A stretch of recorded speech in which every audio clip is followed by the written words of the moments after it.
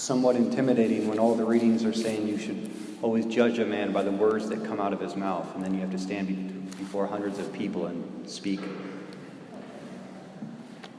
From the fullness of the heart, the mouth speaks. And I've come to notice a pattern in the way I write my homilies often, is that at the beginning of the week on Monday, I'll read the readings and I'll get an idea of what I want to talk about.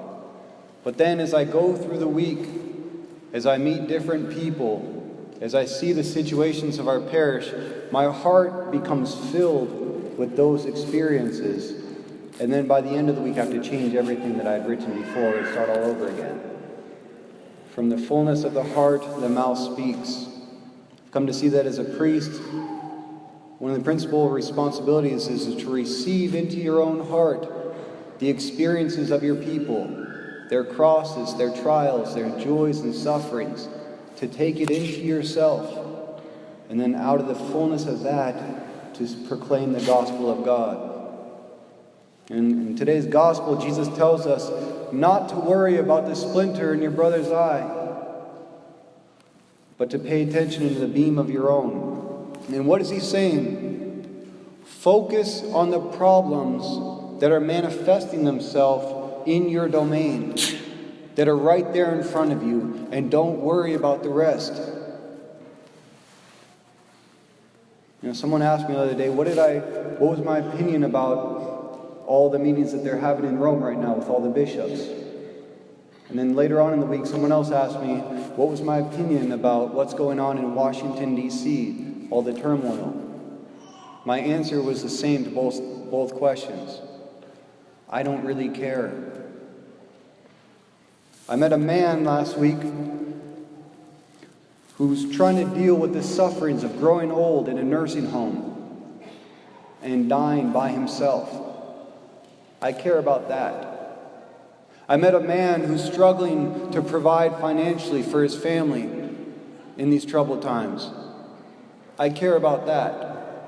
I met a couple who's having a really hard time keeping their marriage together in the midst of a lot of trials. I care about that. I care about what is going on in your lives and in our parish, because that's what's in my domain. And one issue I believe deserves to be addressed is the beam that perhaps has been in our eye as a parish for a while that I've noticed since I first came here 6 months ago. Namely, the challenges that we're all facing in the transition going from the churches where you spent so many years to everyone coming here to one church at All Saints. Almost every single one of you had to leave your home to come here. Almost every single one of you had to walk away from the church that nourished your faith for decades to start all over again in this parish. And there are few things more difficult than that in a faith life. To have to pack up and rebuild all of your traditions and all your faith in a new community, a new building, a new location, a new overly pious, pompous priest. I'm talking about Father Brad, of course. Don't tell him I said that. But that's hard.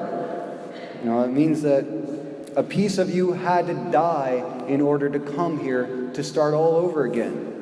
Certain memories and traditions and customs and preferences, those had to die. And that's no joke. That's a death to something that for years gave you life, nurtured your faith, and helped you to grow in love with Christ.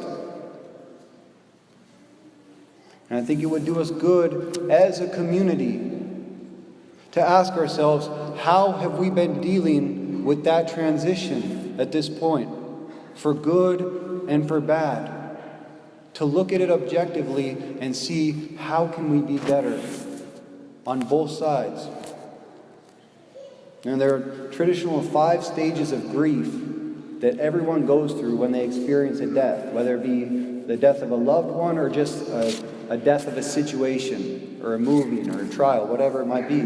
It's denial, anger, bargaining, depression, and acceptance.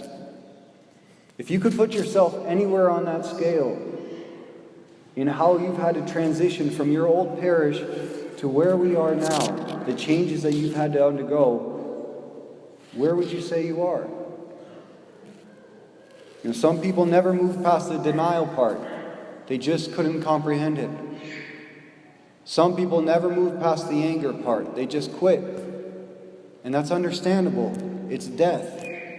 Death can do that to you. Some are still trying to bargain to make this parish the same as the parish that they left. And that's understandable. But that's also impossible. Because we're dealing with so many different people and traditions and opinions all being brought together in one place. And then others could be just depressed because they realize that it's not the same and it never will be the same. And then there are those who have come to the stage of acceptance, not because it was easier for them, but because they made the choice to accept it. It's a very difficult choice to make because it means surrendering yourself to be broken, to be remolded and reshaped, and living your faith in a new way, in a new context, with new people, in a new situation. And that's never easy. But that's what the faith is all about. It's setting out wherever God's providence allows us to go and being transformed in that journey. And much of that transformation comes in the midst of suffering, of trial, of places I'd rather not go. And to be honest, one thing that I didn't like about this church when I first got here is there's no stained glass windows. These windows, to me, they're just too perfect. They're too clean. They're too ordered and clear. Stained glass windows are more reflective of what a church actually is. Why? Well, how do you make a stained glass window? You have to break all the glass. Then it has to be remolded and reshaped and dyed and put together in a whole new way. But out of that reconfiguration, it's meant to manifest and proclaim some part of salvation history, some aspect of how God has saved us. Churches should have stained glass windows because that's exactly what a community is. It's a bunch of broken people coming together, being fused by the power of the Holy Spirit, that together creates an image that reveals salvation history being proclaimed right here in Lewiston, Idaho. God at work right here, right now. Our life isn't a perfect window. It's composed of many broken pieces being fused together bit by bit as we stumble along the way trying to figure it out. Marriage isn't a perfect window. It's trying to work it out bit by bit with broken pieces, holding it together with the one promise that no matter what happens, we're sticking this out together. And community, church, is not a perfect window. It's composed of all the broken pieces of our lives and our faith, our joys and our sufferings, fused together by the Holy Spirit, making the image of God's salvation present. That's reality. That's life for all of us. And the church isn't exempt from it. That's exactly what happens in a church. Broken pieces fused together to create God's masterpiece. And that's why God, the best way I could ever describe God, is He's the one who makes beauty out of brokenness. That's the whole history of salvation in a word. God continually making beauty out of the brokenness of human beings. Making beauty out of the brokenness of our history, of our mistakes, of our failures, and transforming it into an image of salvation. That's what a stained glass window is. It's beauty out of brokenness. And that's what we are. When we give ourselves to God, we become beautiful out of our brokenness through the work of His hands. After I realized that, I came to be more at peace with the fact that we don't have stained glass windows, because it makes it all the more evident and clear that the real pieces of glass that God is trying to reshape, remold, and put together is us. We are the broken pieces. But it's God who's going to be the one, Him alone, who can put us together in a way that proclaims the salvation that comes through His Son, Jesus Christ. And if we can move through the stages of grief to accept that fact, that reality of where we are and who we are,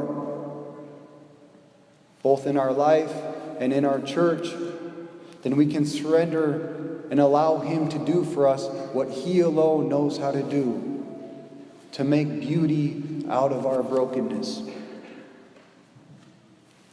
We just have to be willing to surrender to His work. Jesus said that every tree is known by its fruit.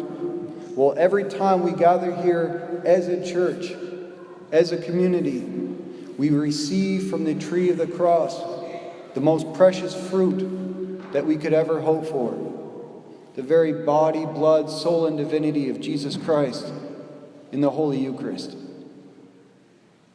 No matter how difficult things might feel at times in our church and in our lives, if we fill our hearts with that fruit, then from the fullness of our hearts, our mouths will always be able to speak with the psalmist, "Lord, it is good to give you thanks, for you have brought so much beauty out of our broken lives."